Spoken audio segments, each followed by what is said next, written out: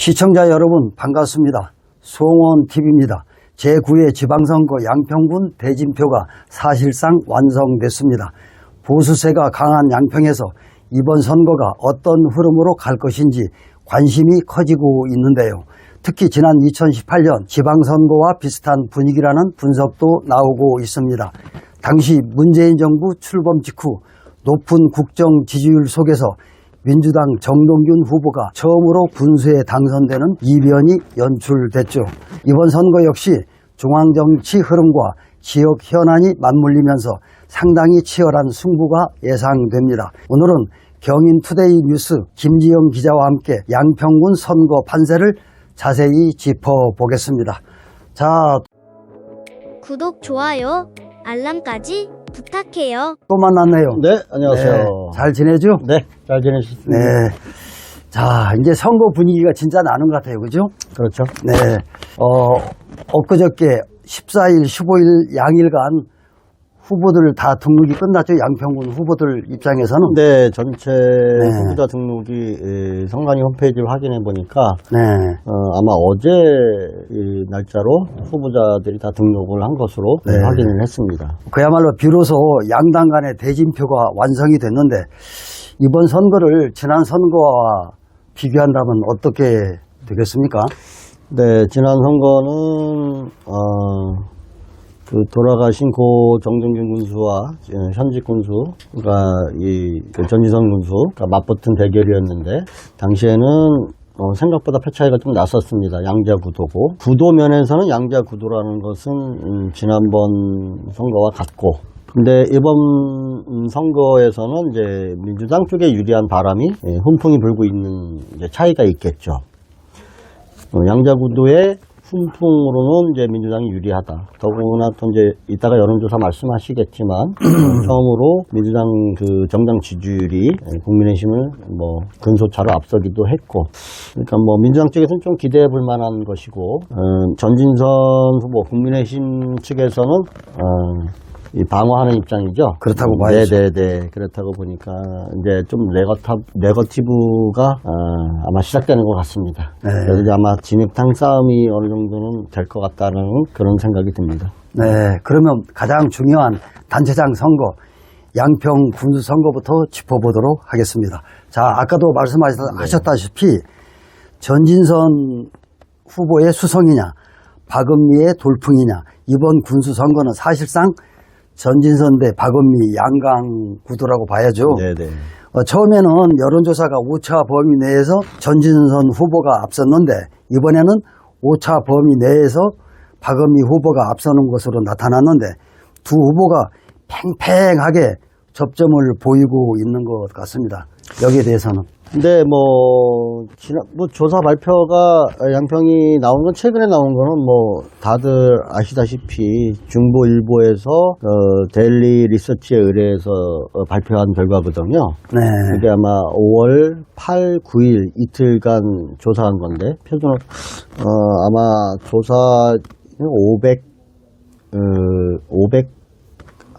500일 조사 수치가 아마 그렇게 된 걸로 501명 이렇게 조사된 걸로 알고 있고, 표본 오차는 플러스 마이너스 4.4예요.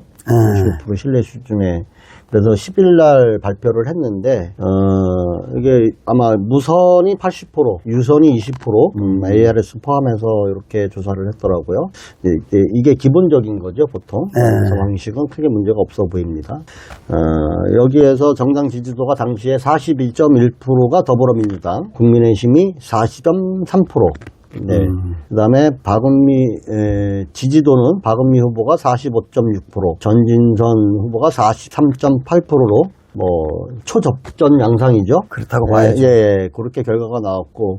근데 또 당선 가능성에서는 전혀 다른 또 결과가 나왔어요. 그래서 거기는 표차가 많이 벌어진 것 같아요. 네, 당선 가능성에서는 전진선 후보가 51%가 나왔고, 박은미 후보가 42.1%로, 0.1% 오차 범위 바뀌긴 합니다. 근데 플러스 마이너스 8.8% 기준이면은 0.1% 차이니까 사실 오차 범위 아니냐 안이냐 바깥이냐는 크게 중요하진 않은데 당선 가능성을 이렇게 본다라고 하면은 여기가 보수세가 강하다 보니까 그래도 국민의힘 보수 후보가 당선될 것이라는 그런 어떤 심리가 있는 것 같습니다. 네, 그렇군요.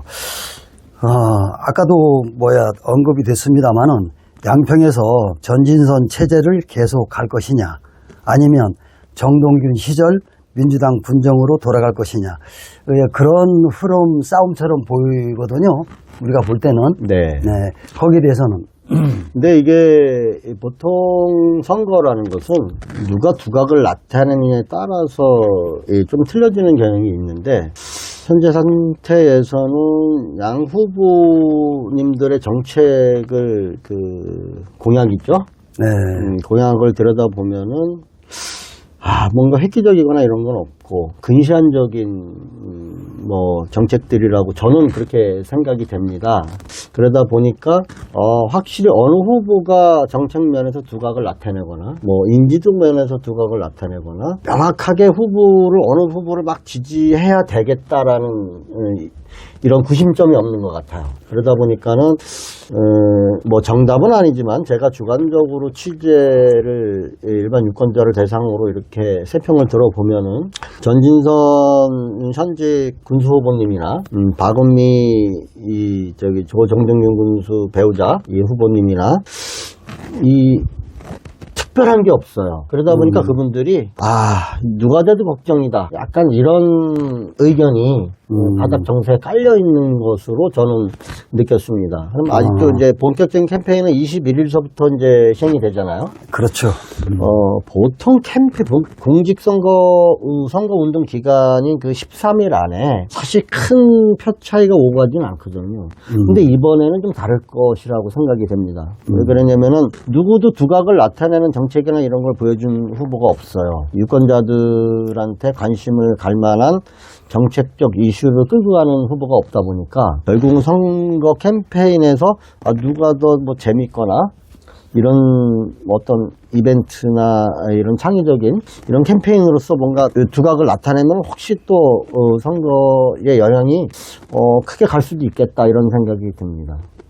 평상시에는 선거 캠페인으로 선거의 구도가 크게 바뀌지는 않습니다. 네. 보통 한 3% 정도 오고 간다 생각하긴 하지만. 제가 이제 양평 군민의 한 사람 입장에서 이제 군수 선거를 볼 것 같으면 이제 정책 선거라기보다는 벌써부터 네거티브 선거전이 전개가 되지 않았느냐 그렇습니다. 그런 생각이 듭니다. 네네. 자, 얼마 전부터는 정동균 전 군수의 군금고 2억 원 차용 문제가 불거졌는데 두 후보 간의 공방이 아주 치열한 것 같아요. 네. 네.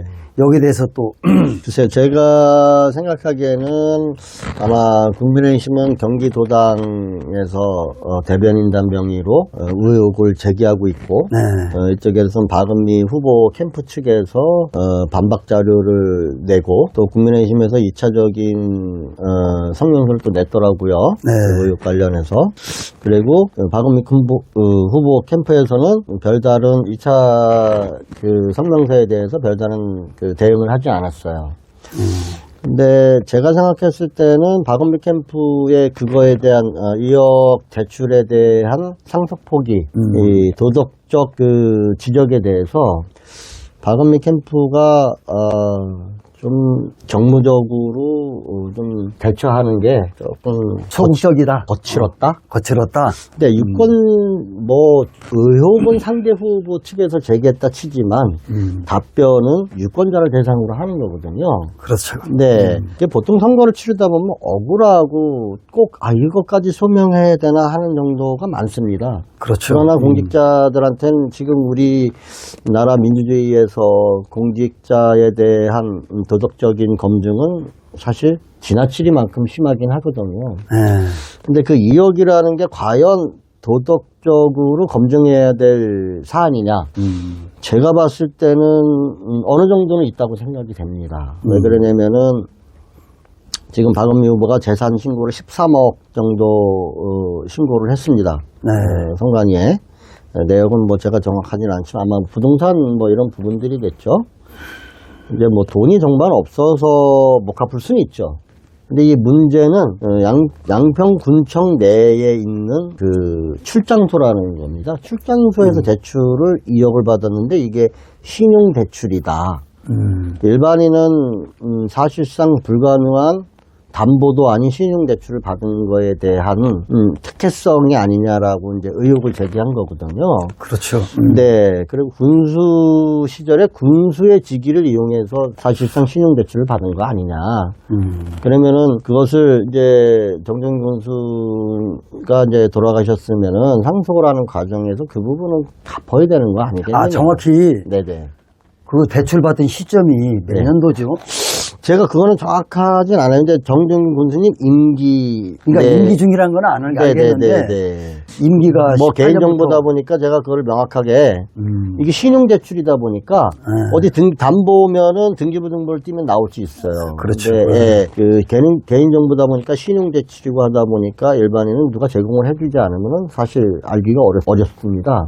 뭐 들리는 얘기에는 그 대출을 해줬던 담당자가 좀 사실인지 몰라요. 그냥 이제 들리는 얘기는 뭐 자천됐다는 얘기도 있고, 뭐 자천인데 타 부서로 이동 정근이 됐는지 모르겠지만 그런 내용도 있어요. 그렇다고 하면은 박은미 측에서 그 내용을 반박하는 내용을 어떻게 했냐면은 상속 포기라는 건 법적인 절차다.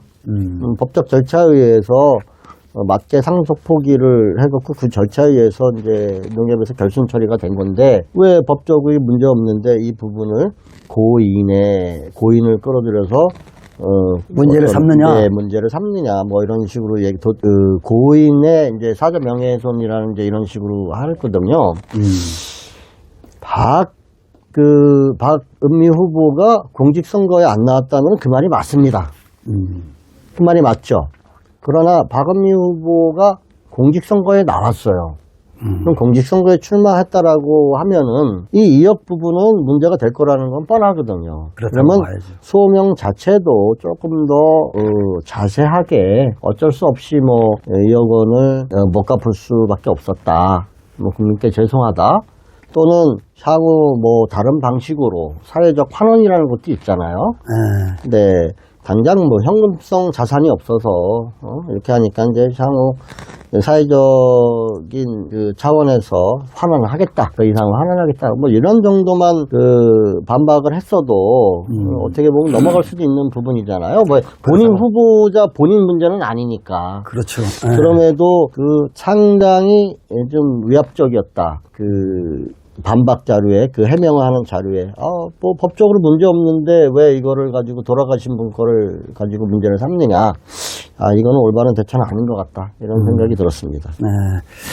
그러니까 박은미 후보 측의 대응이 조금 뭐라 그럴까 미진하고 소극적이다는 그런 얘기네요. 정무적 감각이 좀 부족하지 않았나 이런 생각이 듭니다. 뭐 법적 문제를 묻는 건 아니었었으니까. 자, 이번에는 또 공교롭게도 산지 개발 관련해서 감사원에서 관련 공무원 25명을 징계하라는 요청이 왔거든요. 네네. 요새 이슈죠. 그러니까요. 여기에 대해서는 또.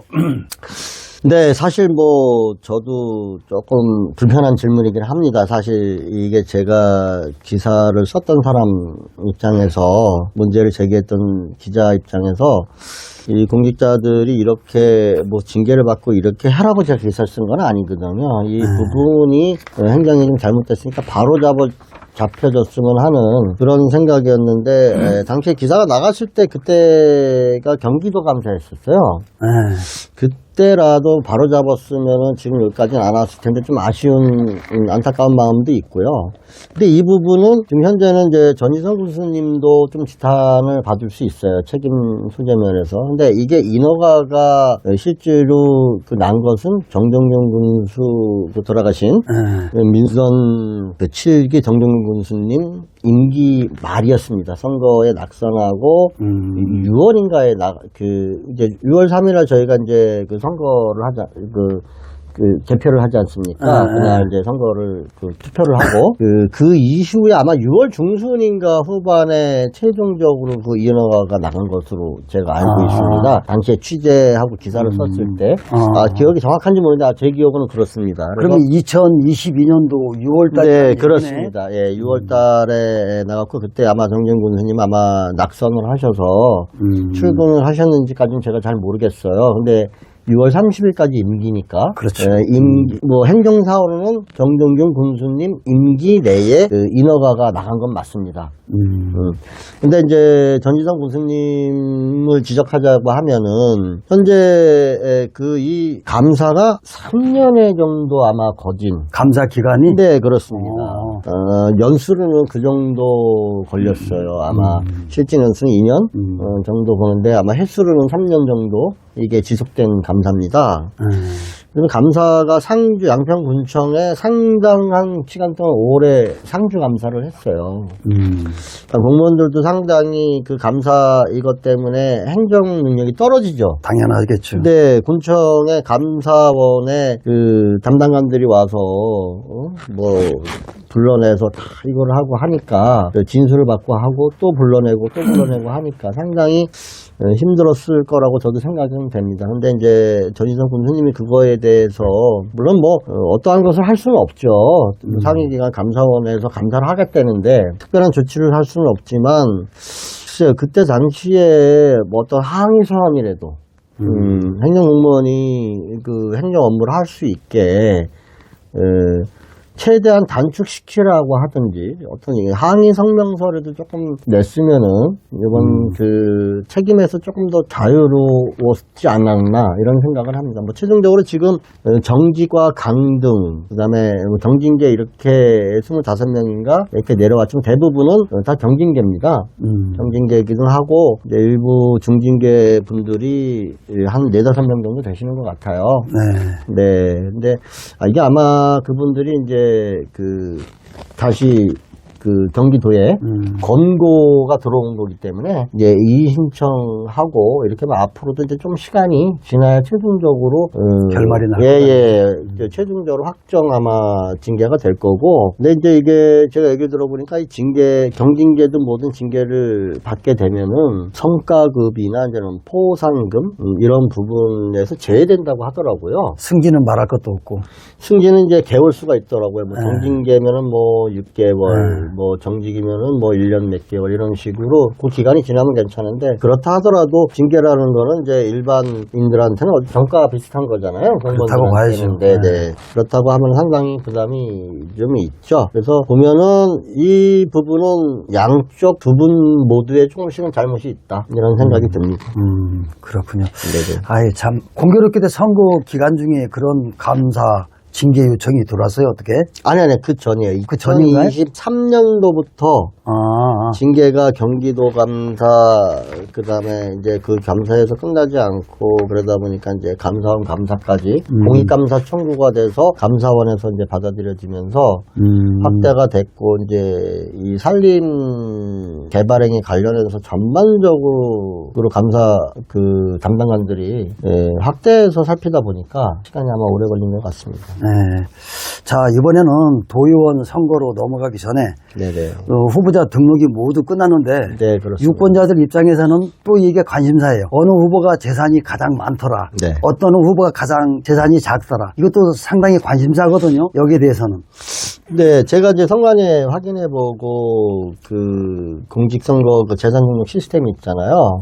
이제 공직자는 네, 거기하고 확인해봤는데 이제 전지선 군수님은 이제 그 공직자니까 그 시스템 등록이 돼 있어요, 재산이.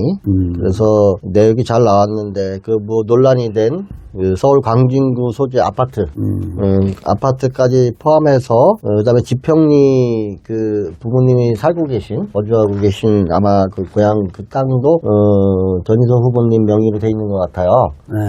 그래서 그 합쳐서 10억 7,600만 원을 신고하셨고 뒤에 작은 소수점 단위 뺄게요. 큰 단위로 얘기하면 10억 7,600만 원. 그다음에 이제 박은미 후보님은 사실 이제 2억 원 채무 논란이 있는 상태에서 이제 이 재산 공개를 해야 되니까 조금 공교롭긴 한데 13억 4천만 원을 신고하셨습니다. 그러니까 전진선 군수님보다는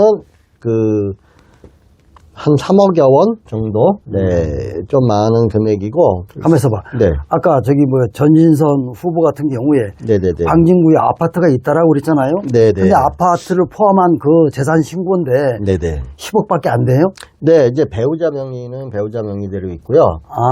네. 전지선 본인 명의로 돼 있는 게 있고 배우자 명의로 돼 있는 게 있고 그렇습니다. 이건 아마 본인 명의로 돼 있는 재산만 이렇게 아마 신고한 걸로 알고 있는데 배우자 명의로도 하남시에 그 오피스텔 여기 아마 2채 정도 있는 걸로 나오고 아마 임대에 들어간 것 같아요. 그다음에 여기 벽산도 배우자 명의의 전세권이 돼 있고 그렇습니다. 아니 내가 알기로는 네네. 선관위에 후보 등록할 때 재산 신고를 할 적에 배우자 것도 같이 통합해서 이렇게 신고하는 거 아니에요? 그건 이제 공직자 있잖아요. 공직자 신고할 때는 배우자까지 다 합니다. 거기 시스템에는. 근데 이제 공직 선거에 나가시는 분은 본인 것만 하면 됩니다. 그렇군요. 아니, 일반 유권자들 이거 헷갈릴 수가 있어서 하는 얘기예요, 지금. 네네. 혹시 모르니까 한번 검색해보면 저는 그렇게 알고 있는데, 그건 검색 한번 해보면 좋을 것 같아요. 다음 질문하시면 제가 그 다음에 그건 좀 이따 제가 한번 검색도 해서 명확하게 또 알려드려야 되니까 그렇고 그 다음에 도의원 중에는 윤순호 의원이 가장 많네요. 윤순호 의원이 일선거구죠. 그렇죠. 일선거구 윤순호 의원이 7억 900만 원, 7억 900만 원을 신고하셨고 그 다음에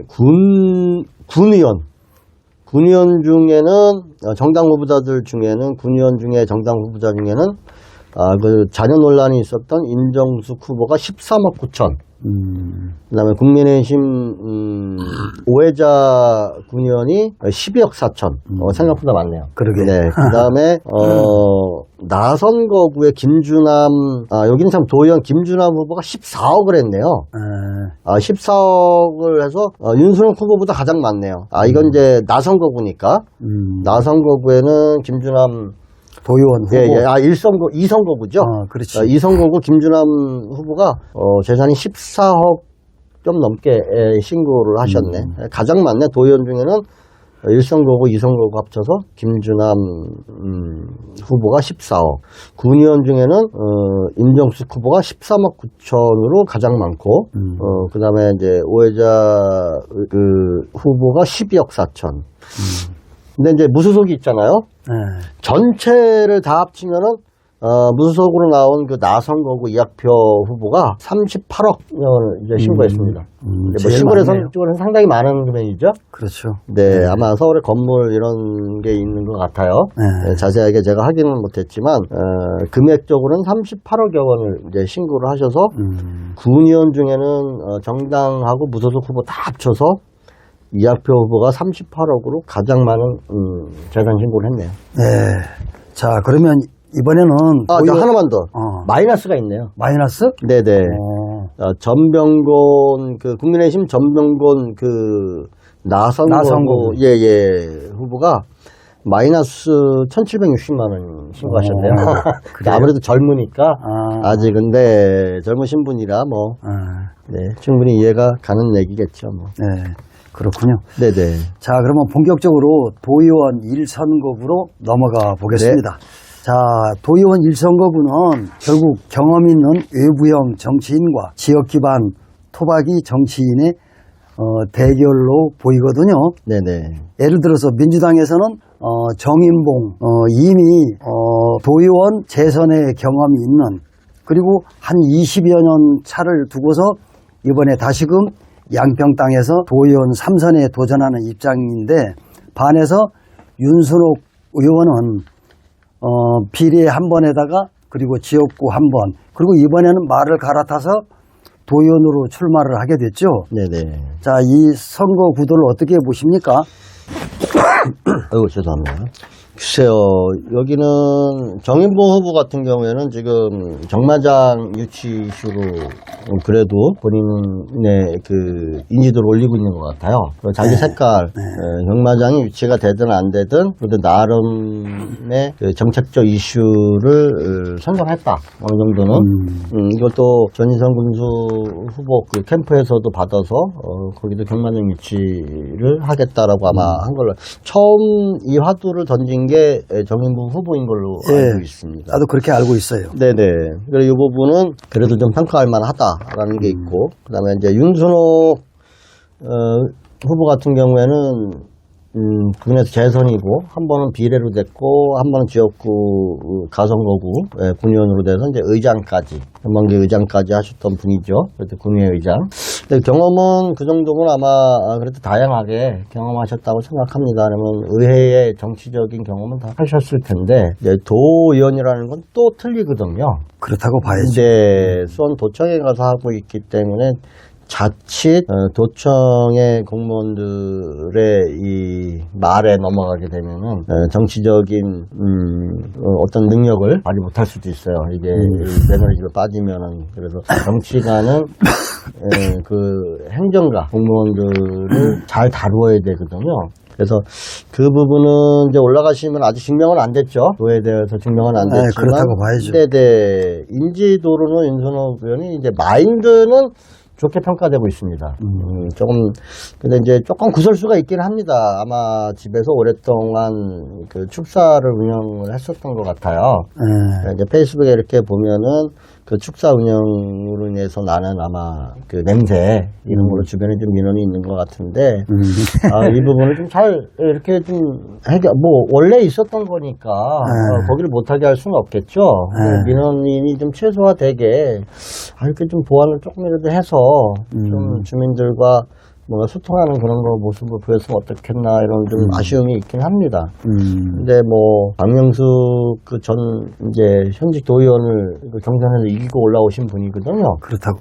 네네. 그러면은 글쎄요, 본인이 이 가성동은 4개 지역을 그 선거구로 두고 있으니까. 네, 양평읍, 네. 옥천, 서종, 양서. 네. 그러다 보니까 어떻게 보면 그쪽에는 또 진보 쪽 보수세가 강하면서도 이쪽에 전체적으로는 양평이 그쪽에 약간 도심지화돼 있어서 예, 보수 후보들한테는 딱딱하면 질 수도 있는 조금 위험한 구도예요. 사실 윤석열 의원이 조금 불리한 구도일 수도 있습니다. 다만 인지도는 훨씬 더 높다. 정인봉 후보보다는 윤선호 그 후보가 높기 때문에 그런 부분에서는 유리하다. 저는 그렇게 평가하고 있습니다.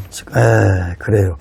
자, 이번에는 그럼 도의원 2선거구로 넘어가 보겠습니다.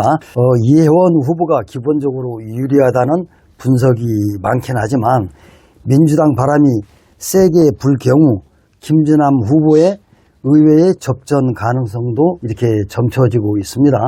여기에 대해서는 옛날에 아마 그때 민선 몇 기인지 정확하게 모르겠어요. 아마 민선 7기 때 같은데 그러면 의회는 8기겠죠? 네, 도의회는 8기일 거예요 아마. 8기인가 9기인가 정확하지는 않습니다 제가. 근데 그때 당시에 이제 이종인 전 도의원이 그 후보로 나왔을 때거든요. 그때 3자 바람이 엄청나게 불었는데 3자 구도로 당선이 됐거든요. 네. 근데 여기 이제 양자예요. 양자 구도인데 이혜원 후보가 상당히 강합니다. 그렇다고 봐야죠. 유권자들하고의 스킨십이 상당히 좋은 것으로 평가가 되고 있어요. 그리고 또 아무래도 이제 후보가 이 김진호 후보는 이제 아무래도 남성이다 보니까 이 스킨십에 대해서 조금 더 아무래도 덜 부드럽죠. 그렇다고 네네. 봐야죠. 그렇다 보니까는 이제 선거 운동을 하는 데 있어서 좀 더 적극적으로 해야 되는데 김진호 후보님이 또 성격이 그렇지는 않은 것 같아요. 네네. 그러다 보니까 이 부분은 전체적인 컨센서스는 좀 김진환 후보가 많이 약세다. 이런 어렵다 이제 요즘 평가를 받고 있지만 선거라는 거는 뚜껑을 열어봐야 알지 모릅니다. 그렇다고 봐야죠. 네. 앞에서 말 많이 하고 적극 지지층도 있지만 사실 당락을 결정하는 것은 부는 바람에 흔들리는 그 대다수 말하지 않는 일반 유권자들이거든요. 정당에 크게 휘둘리지 않는 다수의 유권자들이 사실 당락을 결정합니다. 그렇다고 보면 이 부분도 예원 의원이 현직 의원이니까 후보가 간과해서는 안 된다. 아마 양쪽 후보 다 볼만하다. 양자 구도에서는 불리하긴 하지만 이번 선거는 접전 양상이라 한번 볼 게다. 또 동부 지역이 약간 시골 좀 낙후 지역이라 보수세가 더 강하거든요. 일선거구보다 그렇죠. 네네, 그렇다고 이선거구가 봐야죠. 훨씬 더 보수세가 강하니까 김주남 후보한테는 조금 더 불리한 입장에서 하기 때문에 더 적극적으로 나서야 될 텐데 하여튼 이쪽은 예원 후보가 우세하다 이렇게 보는 게 맞을 것 같습니다. 자, 그러면 진도를 좀 빨리 나갑시다. 네네네네. 왜냐면 지금 30분이 넘었어요. 아 지금. 그래요? 네. 이제 빨리 편집을 잘 하셔야지 뭐 잘라야죠 뭐. 그래도 막상 자르려고 보면은 자를 수가 없더라고 보니까 그래요? 그 노상 편집할 때 고민인데 네네. 참 그렇더라고 보니까요. 자, 이번에는 군의원 가선거구, 기초의원 가선거구가 되겠습니다. 민주당에서는 번수연 후보와 현역 의원인 최용보 의원이 공천을 받고 역시 국민의힘에서는 현역 의원인 오해자 후보가 1-가를 받고 조근수 후보가 1-나를 받았는데 이 구도를 어떻게 보시는지, 그리고 무소속의 홍도찬, 조진숙 후보가 나왔는데 무소속 후보의 선거에 미치는 영향이랄까, 거기에 대해서 얘기를 좀 나눠봅시다. 네, 여기서는 지금 이제 가선거구죠. 국회의원 가선거구. 여기에는 국민의힘에서는 그동안에 떠돌던 리스크가 하나가 사라졌죠. 김덕수 전 그 군수 예비후보로 나오셨던 김덕수 후보의 군의원 출마설이 거의 기정사실화 됐었는데, 그러게요. 예, 어떻게 됐든, 김덕수 후보가 나오지 않으면서, 보수 쪽 후보들은, 한시름 났다. 이렇게 볼 수 있습니다. 그리고, 전체적인 평가는, 저번에도 말씀드렸지만, 이 조근수 전 그 농업기술센터 소장, 이 나번을 받은, 국민의힘 나번을 받은 그 조근수 그 후보가, 개인기가 상당할 것이다. 이렇게 평가가 되고 있습니다. 그래서 전략적으로 그렇게 남발을 배정하지 않았나 그런 생각이 들어요. 그래서 아마, 조근수 후보가 다득표를 하지 않겠나, 이렇게 일반적으로 분석들을 하고 있습니다. 그러다 보면 조근수 후보가 다득표를 한다라는 그런 가정하에 가정을 본다고 하면은 조근수 후보 그다음에 이제 권수현 후보가 가번이거든요. 그렇죠. 민주당의 가번이기 때문에 권수현 후보. 그럼 나머지 한 자리를 놓고 오해자 후보가 이제 가번이거든요. 여기서 거의 당선권이 사실 이렇게 보는 게 기본이고, 네 이제 의외의 상황이 있잖아요. 선거라는 건 항상 투표가 있으니까 결국은 여기서 개인적 노력을 어떻게 하느냐에 따라서 최영보가 딱 한 사람 남는 건데, 여기는 이제 홍도찬, 조진숙 후보가 아직은 득표력에 대해서는 저희 검증이 된 게 없잖아요. 그러니까요. 네, 이분들이 득표력이 얼마나 되느냐에 따라서 글쎄요, 최영보 후보가 그동안에 이제 그 초선 의정 활동을 하면서 군위에 의정 활동하면 본인이 얼마나 그쪽 유권자들한테 속고 있는 의정 활동을 펼쳤는지 이거가 증명되는 거겠죠. 본인이 증명이 됐다고 하면은 개인기를 넘어서도 최영보를 선택할 것이고, 그렇지 않다고 하면은 뭐 다른 분은 다른 방향을 선택하고 할 텐데, 이 부분은 거의 그 구도가 아니겠나, 사저구도. 여기에서 한 자리를 가지고 누가 싸우느냐 될 것 같습니다. 물론 다 그렇긴 하지만 표 차이는 제가 봤을 때 당나 아마 후보자 3등을 저는 한 4,500표 4,500표 정도 예상합니다. 그게 3등 3등으로 턱걸이 입성하는 게 아마 4,500표 정도 선 되지 않을까. 네, 그렇게 생각이 납니다. 뭐 투표율에 따라서 틀리긴 하겠지만 그러겠죠. 그거야 뭐. 네. 그다음에 뭐 나선거구도 같이 그래. 나선거구 말씀하시죠. 자, 그러면 이번에는 나선거구로 넘어가죠. 민주당에서는 지난번 선거에서 석패한 임정숙 후보가 공천을 받았는데 아들 문제로 시끄럽고 그런 잡음이 있는 상태입니다.